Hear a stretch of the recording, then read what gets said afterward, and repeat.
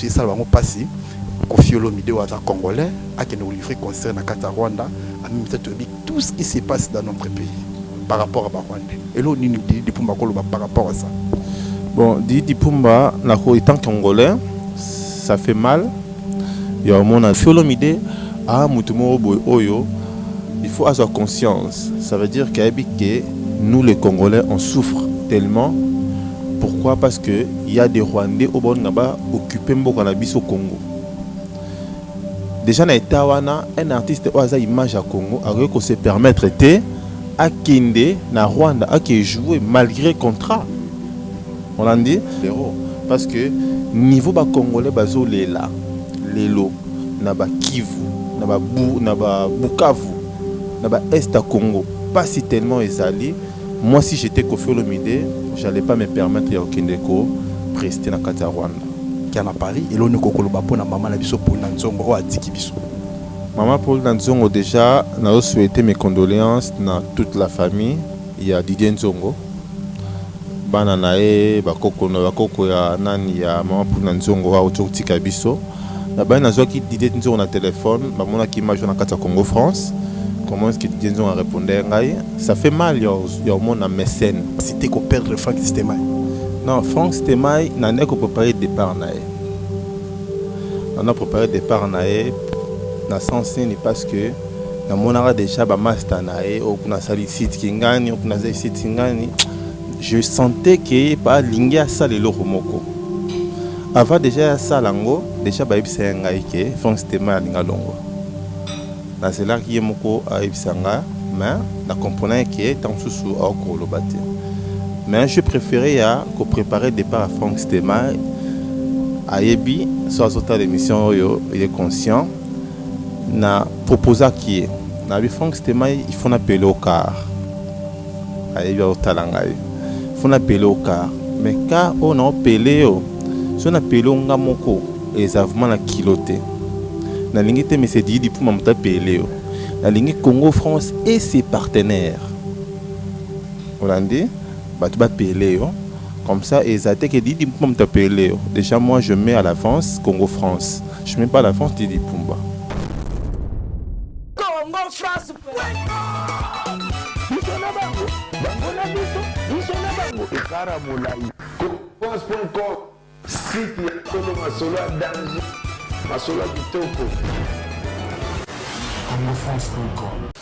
Voilà, bonsoir Balanignon sur la 3W Congo France. Merci à vous tous, vous êtes branchés sur 3W Congo France.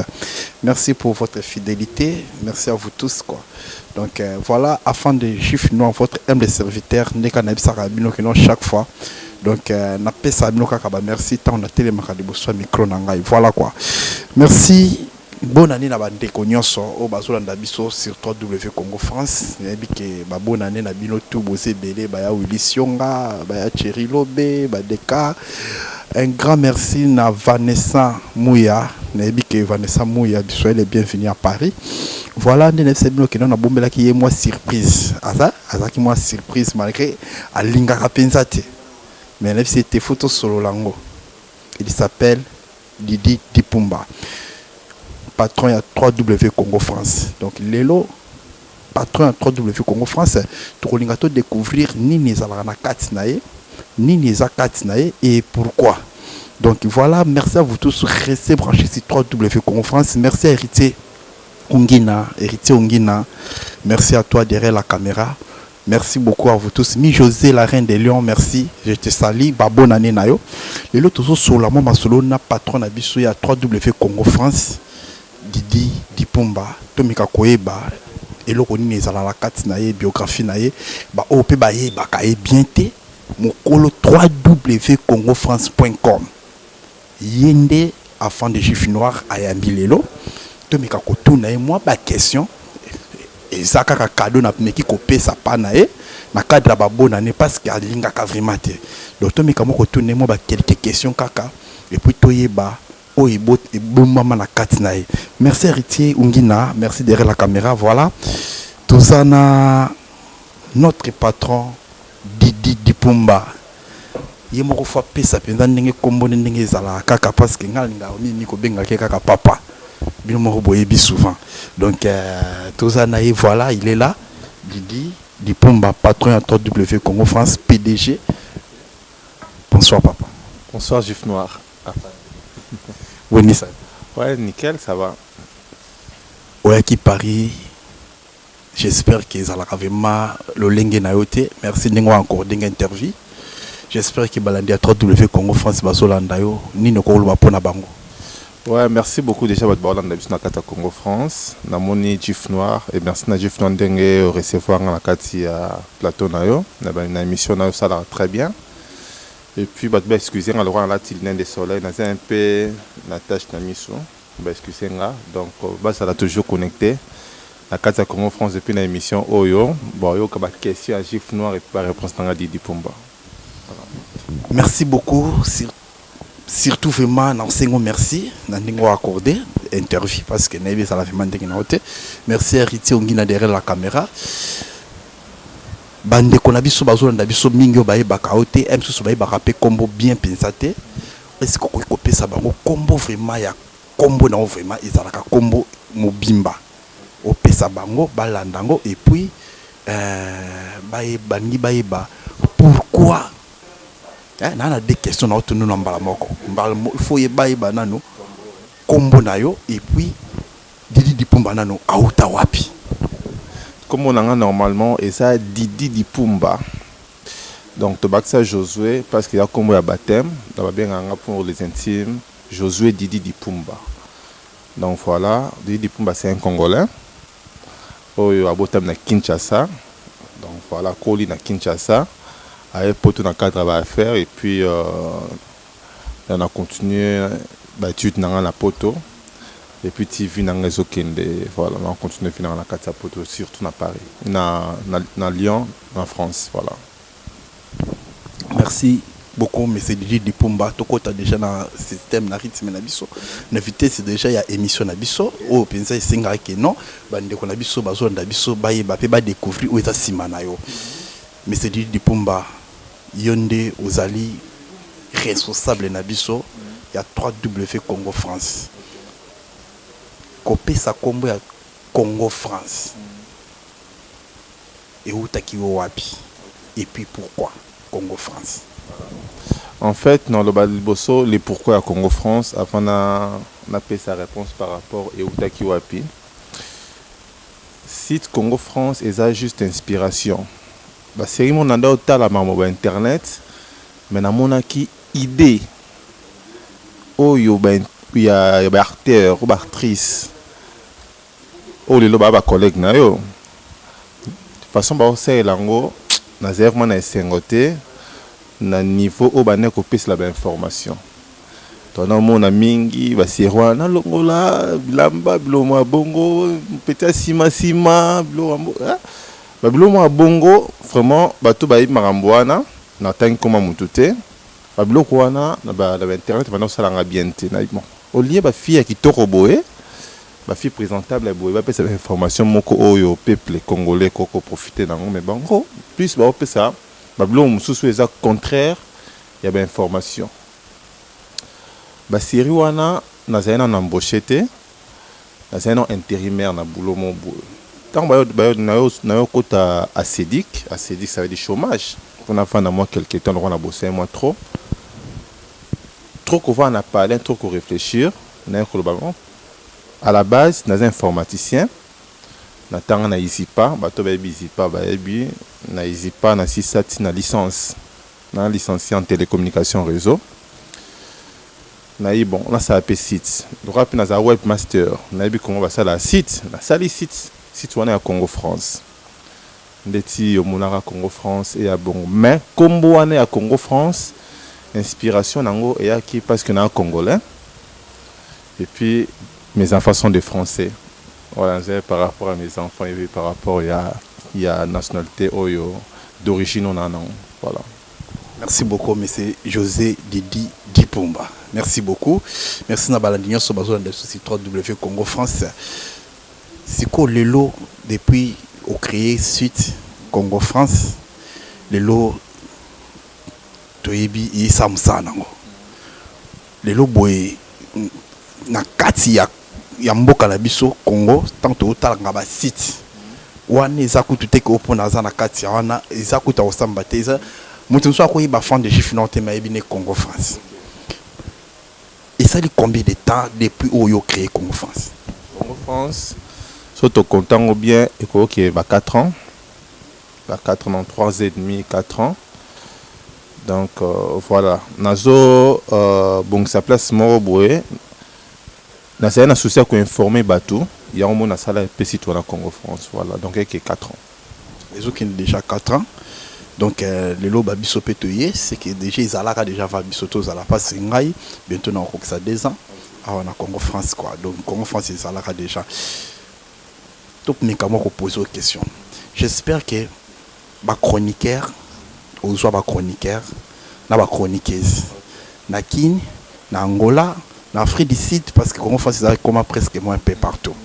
C'est quoi et lokonini oh mais c'est José Dipumba et ça la caille que non oh ils a CV mutoyi nango que non ou accepter que mutoyo il faut à la chroniqueur na kati Congo France et là on ni tinda kayo ezalaka pour mutoana za courageux to pour mutoana na niveau à bagage to pour mutoana zolo bara bien to ezani no koko expliquer biso paroi.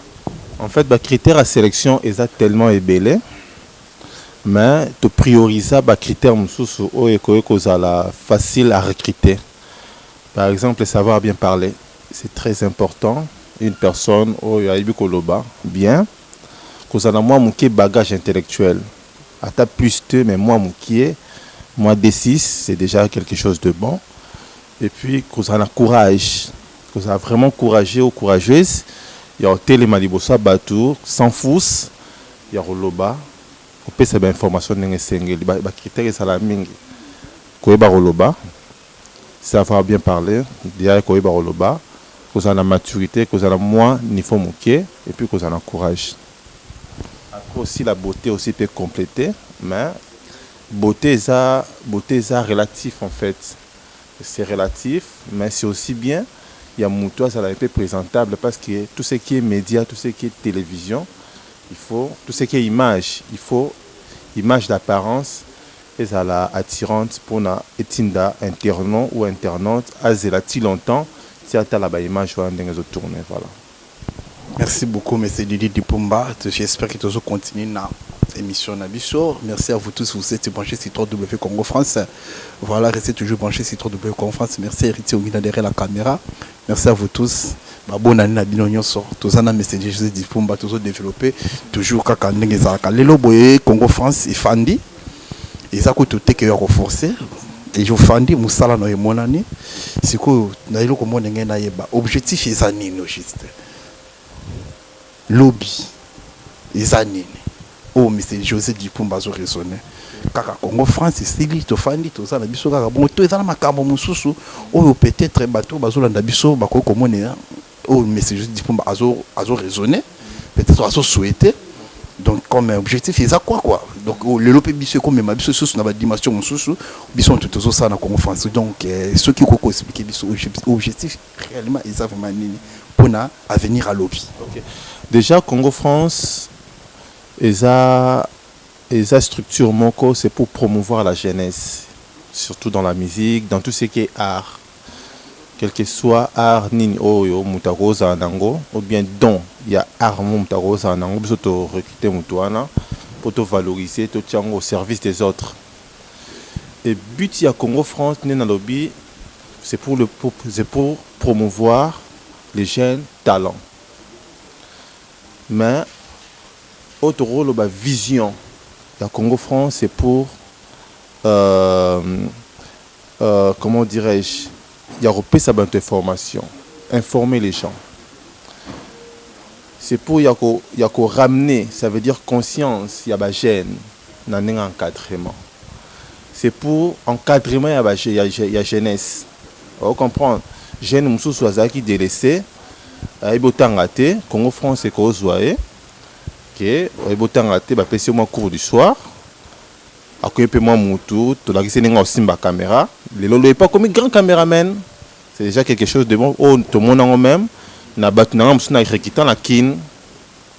tout soit c'est qu'on a non sani maramu susu maramu ya pamba to juillet to cadrer simba caméra boye kota formation to fouter le même formation voilà but principal yango wana même vision na biso et ça les site lobe sa chaîne ya télé le hôtel en Europe to kota en na Kinshasa ou bien toute l'Afrique donc vision il y a Congo France et ça a site T vision et ça aussi c'est la télé le coup là ils a promotion à gêne il y a ba gêne to tiens plus dans la musique pour promouvoir la jeunesse mais dans l'art voilà et au ça là vraiment ma elengi mingi pona bandeko bazona na biso ya 3W Congo France pona opesa bango au juste siège social pour batu mususu batu na nga Congo France ngo ezala wapi yo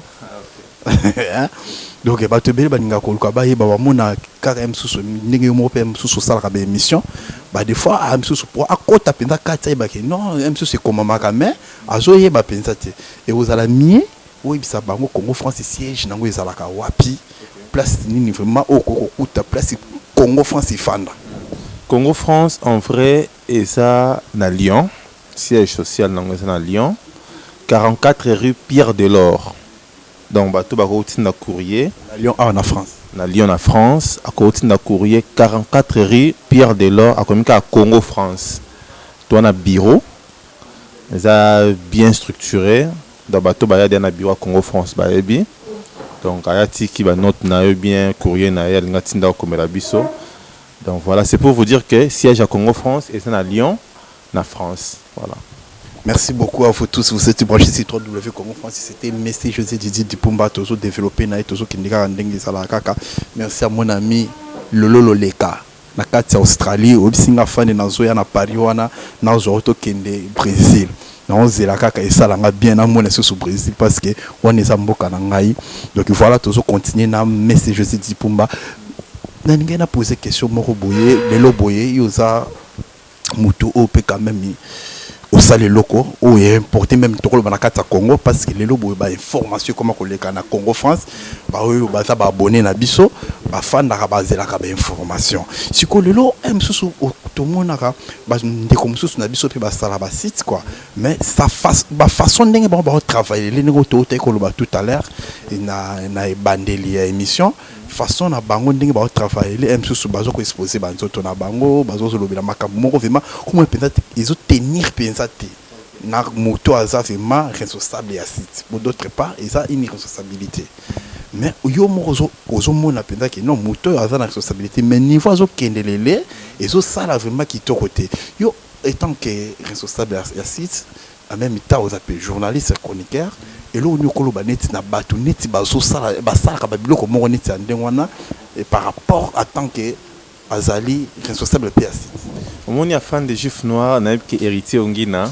aza d'accord nanga parce que naza caméraman principal na Paris bato bana beso moi mariage moi fête voilà héritier ongina parce que yende mutu to PCFement confiance non qui na répondre yo par rapport à la question na yo bato ne soto monaka basalaka babuzoba basa ba responsable ya site no sa babuzoba eza ndenge na bango Randi et andenge na bango baby pourquoi basala buzoba na baby combien ba gagnaka parce que moi je trouve mal il y a aux responsables mais il y a quoi afficher image moko za bien té et quand même ko baby ça quoi atténuer ba collaborateur na yo un exemple nga na sa buzoba ça ba respecter Juif Noir na 10% ba respecter na 10% té parce que nga mon responsable à site non ça buzoba donc batutu en gros o ba sala ba buzoba na to monara sur internet inutile autant ba comme na bango ba botama bongo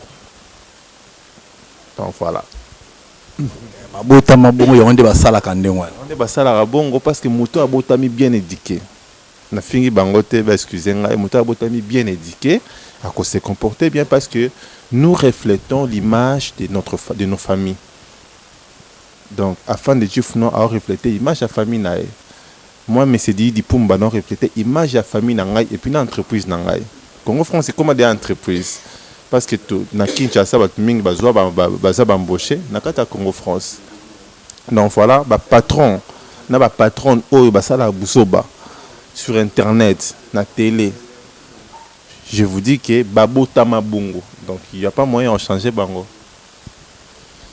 Merci beaucoup, M. José Djipumba. Merci vraiment à Nengo PC encore. Dengaï, n'a posé sous moi question du sous salanga vraiment moi bien.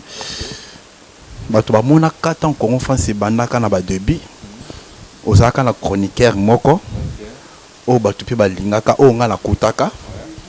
Sika to se basé mimi na mama Congo France ko pe moko zawana. Bato bele bazaka pe ko lingaye. Nga pe na lingaka e. Mais et ça là qui Akenda, à Congo France. Il s'appelle Frank Stemai. Je te salue. Juif noir, vraiment, mon thème pembe quoi. Donc,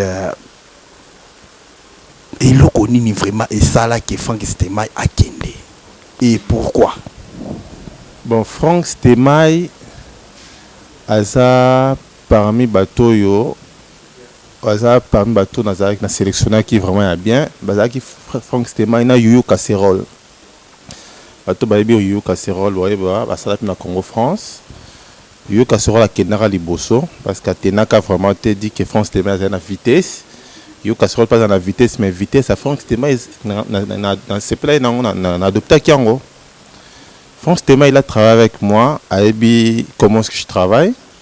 Na bandia CP la paix a jappé quelque chose na ba idée nanga na za nango o ça là que les lobo ba fait Frank Stemai na ebi que Frank Stemai kombo na e asi à yebana mais Congo France et bakisi et rajouter aussi quelque chose de bien na image na e voilà ko kabwana ya ngana Frank Stemai na ko bien ko kabwana te dans sens nini parce que Frank Stemai déjà a un contrat a signé un contrat à Frank Stemai. Contrat, il y a durée indéterminée. Voilà. Vous savez que nous bon, on chaque fin du mois, sans discussion. Na Kinshasa, na ko se vanté bazoalar na bango, na ndenge na datoyo tocha. Et que ça là que contrat au signé na Frank Stemai, et ça contrat à durée indéterminée. Mais la muka na tongo boué, comme sous boué, na monika Frank Stemai a sa vidéo kalonga Congo France. Les jours wana to ça qui bien to swana pourquoi na Frank Stemai na monisko ko sala bo après na mona Frank Stemai à longwe mais après voilà ça là pas c'était au salitina à Kenya ba fande to baza ba grosse mulie kuna pe na kini baza na créer na ba mususu le pe to mona ba patch up RFI baye et ça là na ngoyo pas c'était ko perdre Frank Stemai. Non, Frank Stemai na ne ko préparer départ na e.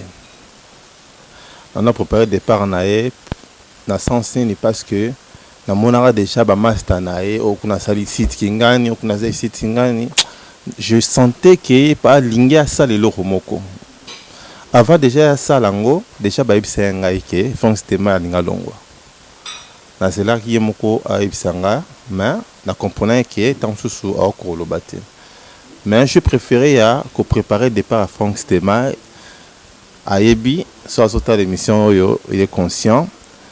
Na proposé qui est. Na bi Frank Stemai, il faut appeler au car. Ayebi au talangay. Il faut appeler au car. Mais car on a appelé si on appelle au ngamoko, exactement la kiloté. Na lingi te monsieur dit pour m'appeler. La lingi Congo France et ses partenaires. On a dit, bah tu vas appeler. Comme ça, et ça que Didi Pumba t'appeler. Déjà, moi, je mets à l'avance Congo-France. Je ne mets pas à l'avance Didi Pumba. Je tire à l'avance Congo-France. Aïe Biango, aïe Bissina, et que c'est passé des naïbus, non, ils ont contacté Batmi Soto Yoboakaka. Contacté Batmi. Voilà, non, préparer au départ, naïe. Préparer Batmi Soto Yoboakaka. Tout cotiser, même la France, c'est la cotisation, hein. Tout cotiser. Nabiso Congo France parce que toi na to sangisa pour Ozwakar mora bien on comprend ça qui était qui a sur longue on avait bien je préparais déjà son départ parce que yé mora ebe ka zo longo mais ngana yeba ki on à l'avance ka longo malgré ça na moni une fois na tongo bona moni Frank Stemai ça des vidéos à longo na Congo France bon ce qui est vrai est choquant ngai. Bon, Mouto yo, frère Oyo, papa Oyo, monsieur Oyo, n'a pas idée na ya bien. idée à Franck on a non pas Franck et c'est qui le coup là n'a que ça la mini image na ce bataille la Congo France ba je me mettais pas à la fin. Je mettais Congo France, je mettais l'image de Franck Stemaï. De telle sorte que ba bêtise même oyo ba créer là il y a ba nullité na sokola rango même pour imaginer ça toujours bien, tu vois. Tant accueilli étant responsable naé étant père naé na nenga ba site na nenga makambuya parce qu'il travaille chez moi. Choqué ngai que muto a respecté contraté. Tu signé contrat na Franck mais il n'a pas respecté. Na monnaie ko sala autrement té na répondant qui est pété. Na benga qui est pété, na komela est pété. Tu vois? Donc choqué ngai moi muké na réaction naé accueilli sans dire merci. Accueilli sans dire au revoir. Sans soi, non? Merci beaucoup, M. Didi Dipumba. Merci, Riteo. Tokomo Kendino, moi, Bakota Basuka. Moi, ma question, cause à la table, 3-4 peut-être, le bossou tozo Kendi Awawa. La pesi banananga mbotemi balé banananga Hélène Ilunga, Chloé Ilunga, bambota trop. La bossanité, Victorine Moulele, tous ça toujours ensemble, n'aime qui kalaté. Babonani na Victorine Moulele.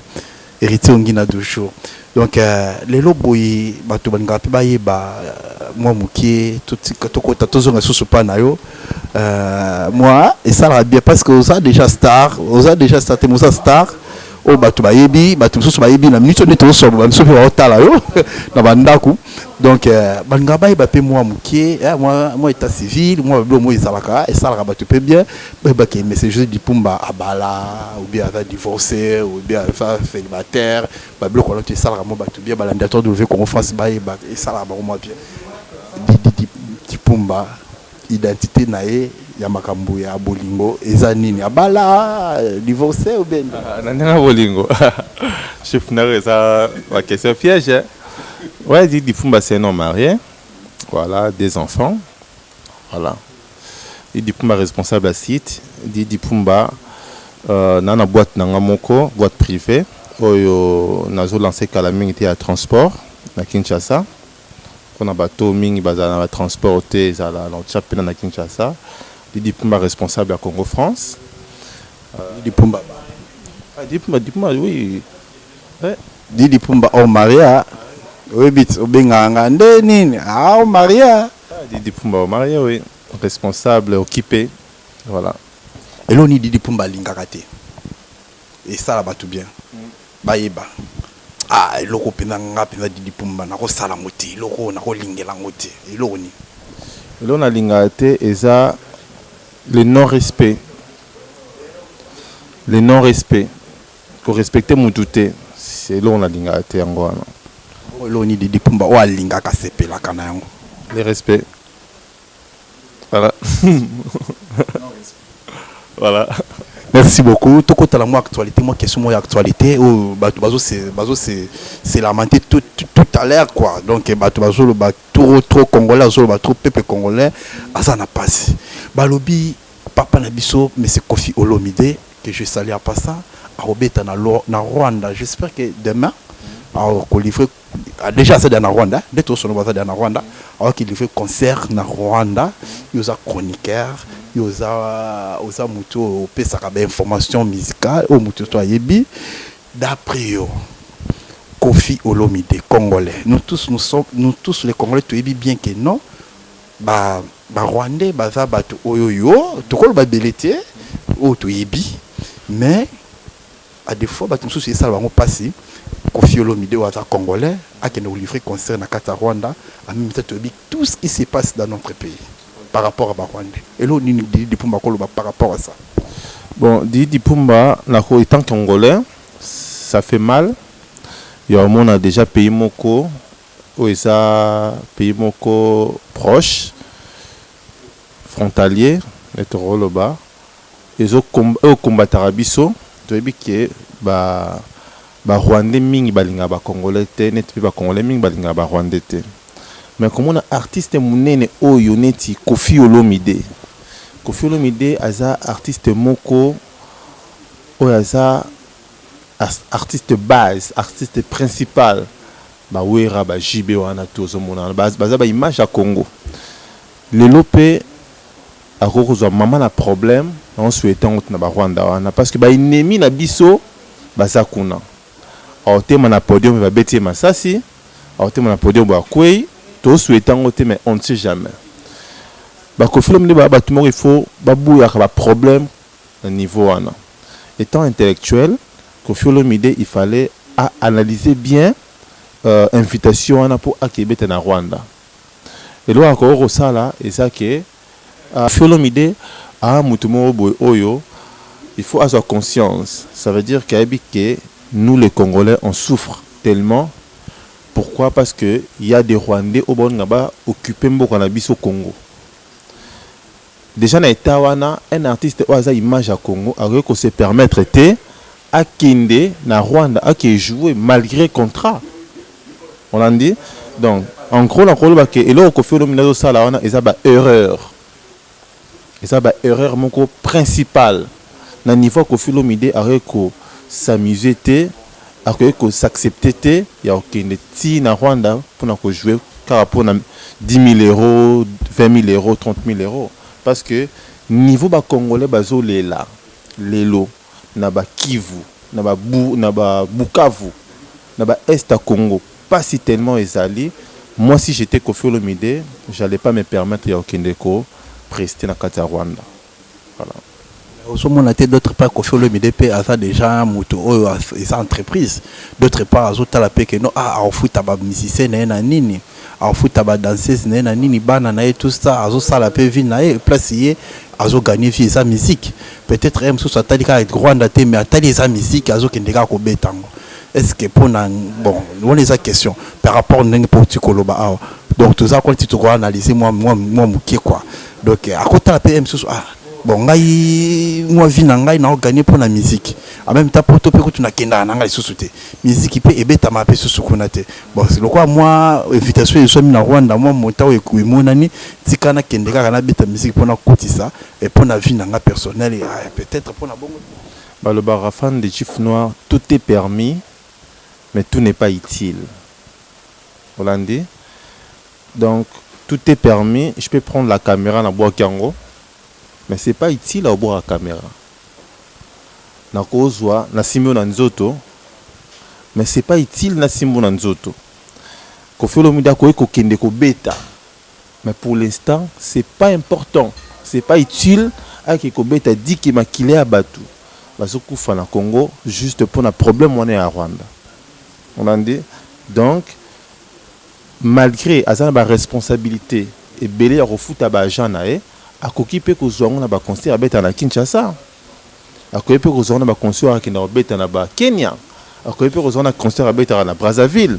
Ce n'est pas seulement Rwanda me rendre Koffi Olomide riche Koffi Olomide azana bosunae o yongana to éviter mais ce n'est pas pour un contrat wana ndemte sala Koffi Olomide mais et que baby sa image naé pas congolais qui Koffi Olomide quelque part à linga bisoté pourquoi parce que alors qu'il neko paie sa musique ou sa richesse pas bateau ba combataka ba congolais voilà là où il y aura de problème entre Koffi Olomide et le peuple congolais. Merci beaucoup, M. Didi Pumba. Tokomi na mwa basuka. Donc voilà, tokomi vraiment na basuka. Et là, on y a koloba pona ba les lobos de tout ça bon à Paris. Serre na biso o aza grande sœur to yebani to yebie a yebipe a sala pe makambo be na monde da musique. Ma pona nzongo personnel et puis nous présenter ba condoléances na la famille nzongo, Didi Nzongo, Arata Nzongo, BBC Nzongo, Emel alias tout le monde. Donc ba condoléances na bino. Les autres ça na Paris, il y a qui en Paris et l'on ne kokoloba pour na maman la biso pour Nzongo o atiki biso. Maman Paul Nzongo déjà n'a souhaité mes condoléances dans toute la famille. Il y a Didier Nzongo, Bananae, Bakoko ya nani ya maman Paul Nzongo a otika biso. La bana qui Didier Nzongo na téléphone, maman qui image na kata Congo France. Comment est-ce que Didier Nzongo a répondu ngai? Ça fait mal il y a au monde mécène parce que maman Paul Nzongo photo e bango asa mécène. Oyo asala combo et puis asali pe combo ya baleki na ye nesi balide nzongo barata nzongo wana donc ça fait toujours mal il y a ko constater que maman Pauline Nzongo Koufi parce que Azaki vraiment mutumo ouais ko soutenir Ming côté famille musicale ya ba Congolais. Donc ça fait mal, on souhaitait toujours Didier Nzongo courage. Et puis yem tazay toujours proche ya Congo France, on est quoi assister Ming Biso par rapport à la mission et puis la famille Nzongo. Voilà, ça fait mal, c'est là toujours ba image de monde à Jif Noir à Oswango. Jif Noir au Salam Salaf Mingi Kuna et puis tous avez information par rapport il y a matin et puis un message dans Jif Noir. Merci beaucoup, monsieur José Dipomba, to comme la souka. Oui, donc on habite sur cause à la moi message ou bien moi ba mbote par rapport il y a André Tozo qui n'a pas bonne année et puis na ba journaliste na biso malgré ngana poser moi question moko boye ya souka yelinga rapide pour nanga moko et là on ni peut-être donc non Juif non face à la Congo à la chroniqueur na Congo France pas j'étais pas chroniqueur moi yom to senga na chroniqueur et puis et là on ni donc aux Zwanga, au commissariat chroniqueur, et puis na Fanda, et puis na convaincre. Okay. En fait, Jif Noir déjà, au cas Jif Noir, déjà Komboana, et ça l'a bien, tant d'amour à Jif Noir, non le bango sincèrement de tout mon cœur. Il faut attendre au soleil na yo, na remarqué na nenga ma bête de Jif Noir, il parle tellement trop. Mais tant que le bateau, on le moment important, parce qu'il y a bateau pas le bateau trop, mais le bateau important est à mon avis, Jif Noir, à l'oba trop, mais façon sur le là, et ça, n'a but moko. Et puis, il y a sur le bas n'importe quoi. D'ailleurs, on a bien akio, bon, frère, est-ce que tu travailles, t'es beau? Bon, la monnaie qu'on réquite, on a la morote, on a sinakio place, on a sinakio. Les salaires bongo, donc, et l'autre, c'est pas c'est un peu dans Jif Noir parce que tu es courageux. Et puis, tu parles bien. Puis, on a bagage. Au respect qui. Total par rapport aux critères et à la sélection à Congo France, tout le monde est que tu mérites. Il y a un moment qui ont, mais sinon, courage, Jif Noir à Salam, ça n'est bien. Voilà, avant si ça, la zone si microphone là-haut. Merci beaucoup. Moi, moi, t'es pas battu na yo quoi. Na ebi que Lien Solanda yo, ba Miss Prince Lyon ba Olanda yo, ba Pati Mengani ba Solanda yo, Lien Solanda Lyon Mobimba ba bonne année na bino Jif Noir. Coucou. Moi ba boté ça la rabé et puis moi message particulier ce qui message ezaka na bato ba bonne soutien à Congo France parce que toza mukili mobimba. C'est monde entier balanda Congo France c'est un site moko na koloba. Et un site moko vraiment oyo batala ngo trop. Todobité que le premier site mais il y a site moko vraiment eza bénéfique pour la diaspora pour la batu to batala biso. Non, grosse moulire, on va Kinshasa, vraiment grosse moulire, je te salue, Sarah Ramazani, n'a pas son beauté, tout le monde baza tellement élevé. RFI. Dans la bonne sanité, RFI, Pacho RFI, merci beaucoup. Tout le monde Raphaël Walukonka, il y a tout coordonnateur, il y a Congo France, na Kinshasa, Raphaël Walukonka. Sans oublier mon artiste Cédric, il est caméraman à Bisso, mon a bien tout à l'heure, toujours pas au encadrement, coaching. Sans oublier Jordan, il y a un monteur à Bisso, au cas Jordan, monteur ça là, image à Congo France dans Kinshasa, Jordan, vraiment je te remercie. Na PC Sarah Ramazani, merci. Jif Noir, na Paris, yom toza coordonnateur. Na Paris, Jif Noir, yom tout. À Rikita Kabatu na Paris, c'est Jif Noir. Pour y belé, mais il y a un tour, la PCO titre il y a coordination, il y a coordonnateur, au coordonné, tout le monde sans oublier manager en abisso, Junior Bookson Bukasa, et puis dans Afrique du Sud, tout ça na Patuchi Nemo. Il y a un chroniqueur principal kuna na Dems vidéo. Tout le monde à Londres, tout le monde à partenaire EB, tout le monde à Belgique, tout le monde partout, surtout na Tangi Kombote, excusez ngai talaka na micro à Jif Noir et puis héritier Ongina, voilà caméraman à biso principal, il faut ça là être trop héritier Ongina. Sans oublier Pati Mengani Banka Bela, maman tout ninga peke na comment pe producteur. Donc Congo France, tous option mon coup ya production, donc on sait là ce qu'on va tout produire bateau. Donc bateau ba ebi musique bato bala besoin Congo France produire bango ba contacter toujours biso soit un appareil contacter je suis contacter biso pati minga ni banka bilamba na bosani ote na bosani te na amisi un prince gaz na gaz voilà staff à Palin ici c'est Lyon après impact nango calamité écoute na ba grande chaîne et ça la biso bien na bosani sunani Sandra Malou ma maman la Jos na Jordi c'était sali na bosani sunani oyo yebi mais bisouté peut-être mi José la reine des lions. Mi José la reine des lions. Wana ça je te bien créé attaquant des friends. On aura digital. Nora digital on trop benga Nora digital aza effectif ya Congo France. Aza chroniqueuse moko à Sumacarol nae. C'est vraiment une fille ou une femme très très bien polie et puis bien éduquée. Nora Digital, vraiment merci beaucoup. Afin de Chief Noir, merci pour l'émission Nayo, Mi José la Reine, merci. Et puis nous surtout, balandara, congofrance.com. Merci beaucoup à Riti Ongi derrière la caméra. Merci na balandinyo so balandi biso na site W Congo France. Ngana pesi ba mbote na bino to ba bonane na bino na ko livrer moi émission moko boye. Peut-être na début ya janvier pour na bois cabino tout. Na hôtel ma pena na sima na nga pena za la pena Tour Eiffel. Donc na bois cabino tout na souhaiter bino ba merveille. Dans ça la liste. Merci beaucoup à Riti Ongi derrière la caméra. Merci à vous tous. Quant à moi, je vous dis vraiment à la prochaine. Merci, check.